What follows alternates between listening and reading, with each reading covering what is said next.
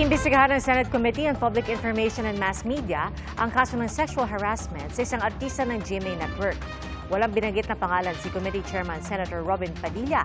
Pero sabi niya, nais niyang mabigyan linaw ang iskandalo na nangyari noong nakaraang buwan, kaya ipapatawag ang mga kinatawan ng GMA sa pagdinig. Hindi po natin sinasabi na may sabit dito ang GMA7. Hindi po. Ang sinasabi po natin dito, kailangan magkaroon ng malinaw na pagpapaliwanag sa komite ng mass media ang naganap na ito. Sapagkat ito po ay public information.